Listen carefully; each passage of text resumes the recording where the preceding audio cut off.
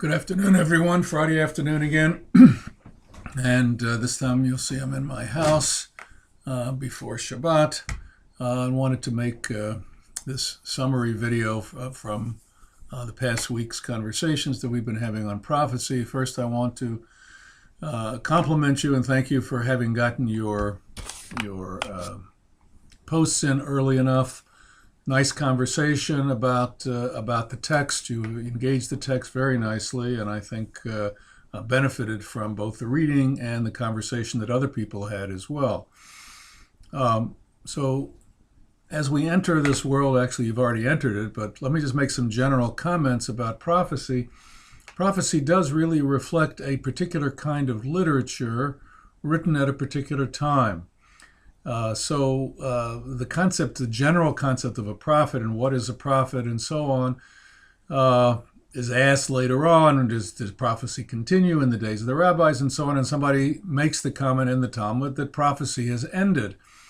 What that means is that kind of prophecy, the kind of thing that you find in the books like Amos and Hosea and Isaiah and Jeremiah and that kind of stuff, where you have books named after particular prophets, that kind of prophecy and what the prophets did and how they talked and so on, that's over. Whether there can be relationship with God, whether God communicates with human beings, whether he communicates with human beings and wants them to do stuff and so on, that's really a different kind of question and develops over the years.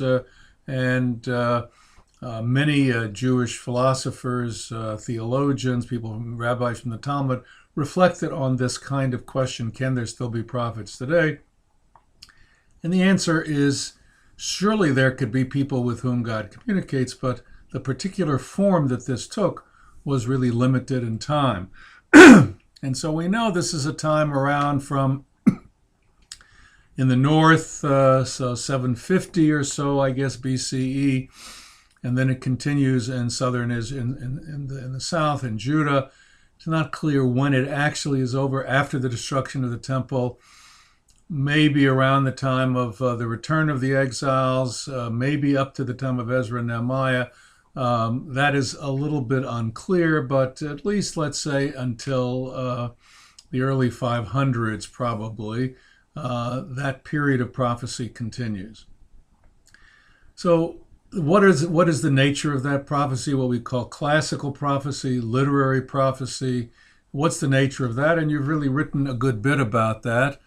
That in many ways the plea of Jeremiah, or what the people are accused of, is a very powerful way to think about who the classical prophets were. When they say shalom, shalom, ve'ein shalom. A prophet is somebody who says, no, it's not okay. Everything is not okay. There is no peace. We are not in the right kind of relationship with God. There's a lot of stuff that still needs to be done. That's a prophet. Person who says, no, everything is okay, just keep doing what you're doing, we'll support the institutions, we'll support everything that's there, that would not be a prophet in the context of the classical prophet. This phenomenon developed over a period of time, and we see that there were royal prophets, other kind of prophets, who were called prophets, who did affirm the institutions of that society. We see it in many ways, in many places in the Bible, earlier, before this period. And we get people like Nathan, Elijah, Elisha, who are kind of transitional figures. They criticize, but they don't criticize the people as a whole. They criticize the king, which itself would be a pretty courageous thing to do. And certainly to criticize King David would have been courageous. So that sort of is a general background. We also have the end of the northern kingdom of Israel, which is defeated by the Assyrians in 722. And then the end of the southern kingdom of Judah, which falls to the Babylonians first in 596 and 597, when the first of the exiles happen, and then in 587 when the temple itself is destroyed. The prophets are around during this entire period, and they provide a context and a theology which will help to the people to interpret and respond to the events around them. They indeed were important figures, apparently. They weren't viewed as crazies. They were viewed as people that had important things to say. And therefore, when people disagreed with them or they said things that made people uncomfortable, they weren't laughed at, as you might have somebody today who stands on a corner and says odd things. But indeed, they were taken seriously. Jeremiah was thrown into the dungeon, and other people were jailed. You have the story of Amos and Amaziah, which with a big confrontation there as well. So I had asked you to respond to a number of quotations from Amos and Jeremiah. I won't have time to go through all of them, but you all did really get what I was after in these particular quotations that I asked you to look at. The first, you only have I known among all the nations of the earth. The prophet says, you are the one that I have a special relationship with. You are the one that I have known in the most intimate way, given my covenant to. Therefore, it's not that I'm going to give you great things, although that will happen perhaps at the end, but you're going to be accountable. We have a covenant together, and you're going to be accountable for all of your behavior in a very different way than other nations who are perhaps more accountable in national issues, national problems, and so on. And the complaint that Amos has against Amaziah, and that Amaziah has against Amos really is, what are you doing coming up here and causing trouble? Go back to where you came from. Go back to the south. That's where you came from. That's where you should preach to those people. Why are you coming up here and preaching to me or preaching to us? And of course, Amos says, I don't have any choice in this matter, as Jeremiah will say later. Do you think I like doing this? Do you think I like having people hate me? Do you think I like having people scream at me? Do you think I like having you want to put me almost into prison? No, but God has told me this is what I need to do. And therefore I'm coming here and I'm uttering these words because God has put them in my mouth. And they are saying, you, Amaziah, and the king, and all that's going on are going on the wrong path. You're going in the wrong direction. You're putting your faith in the wrong place. Your moral behavior, your religious behavior, everything, you need to change it. And if you change it, things will be okay, but it doesn't look like you're doing those changes. Jeremiah, as another, and Amos is a very, very powerful prophet, and has some other things that we don't have time here to talk about it. Jeremiah is one of my favorite prophets in the sense of studying his literature. As I mentioned in my introductions, I studied Jeremiah with a most wonderful professor at Jewish Theological Seminary called Professor Mufs, Professor Yochanan Mufs, who wrote this article that you all read.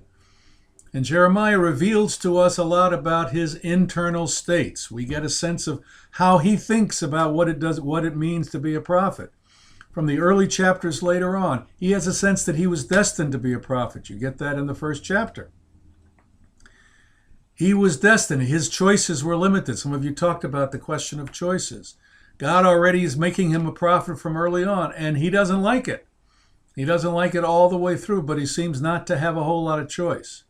And why does God choose him? According to Mufs, God chooses him because he's a very special kind of person. God doesn't want to choose a person to bring a message of destruction to his people. He doesn't want that person to be happy about that message of destruction. He doesn't want that person to be triumphant. You're all going to die, and I'm going to be happy about your dying. No. God wants somebody who will suffer in the telling of it, who will feel compassion for the people, and then who will ultimately argue with God about it as well, as you see in the third set of readings, Jeremiah 11, 12, 14 to 15, chapters 14 and 15, the beginning of 15, that it's as if God is looking for somebody to stand in the breach. That's what Ezekiel says. Somebody who will stand between God and the people. This is Mufs's chidush. This is his innovation as he helps us understand who the prophet is. And it's very powerful. And that kind of frustration that the prophet feels, you find expressed in his personal, in the way he talks about his life, and the way he talks about all the problems that he's had in his life. He gets thrown in jail, this and that and the other. And he talks about, I hate doing this. I would love not to do this anymore. I tried to stop and I couldn't. It was like a fire burning in my belly and I couldn't hold it in. So he's got to go out, he's got to preach to the people. And what does he preach to them? God has got to do this punishing. Even though we had a reform movement, even though things got better, it wasn't good enough. So the destruction of that kingdom is necessary, and it's going to happen. And everybody around must learn how to accept that. That was not a message that people wanted to hear, but it's a message that Jeremiah felt that he had to give. And so he complains bitterly about his life. And there's a kind of manic depressive character to it. In the middle of complaining about his life, he then says, oh, but God, you are the great God, and you're going to bring triumph, and you're going to be the greatest of this, that, and the other. He goes from the highest to the lowest, as some of you have pointed out. And many of you have seen this very clearly in the way that you've responded in the discussion threads, and I appreciate that. Finally, the last little piece in Jeremiah, which has to do with his prediction for the future. And I asked the question, isn't this sad? Because it looks like this new covenant is one which says that, the old covenant failed somehow. We need to have a new covenant that won't rely on human free will, that won't rely on human accountability, that somehow or other we need a new kind of covenant that will simply be built in. You'll observe the terms of the covenant. You'll be moral because that's the way you are. And for many, this is a great theme of redemption. I said it's got a little sadness for me as I read it, but then I wrote another little piece in the discussion thread that you might want to look at, which takes a little bit of a different tack on that. So those are the kinds of prophets that we looked at. There's lots more we could do, but we're sort of moving forward. And I would just say, for next time, we're going to move beyond the prophets. We're going to look at the book of Psalms and some of the more important features of Psalms, because it's such an important document, such an important book in all of Jewish tradition and all of Jewish history. We're going to get a real sense of it. And I guess also we're going to begin to look at the history more carefully. And you got two very interesting readings. One of them is just a kind of a summary of the history, and the other one by Tzvi Yavitz you'll find, I think, to be, I hope you'll find it interesting to read. It really asks the question, how does this little nation called Israel survive with these huge nations all around it? How can it survive? How is it going to sustain itself? What are the strategies that a little nation can use in order to find a way to survive in the world? That question about Jews and the Jewish people is a question which we don't stop answering, which is asked about the state of Israel today as well as about the Jewish community here in the United States. So I'd urge you to read all of these materials. And again, please try to follow the pattern you began this week and try to begin to put some answers in the discussion thread, some of your responses early on in the week, so we have actually a chance to talk about them. Have a good week, and Shabbat Shalom.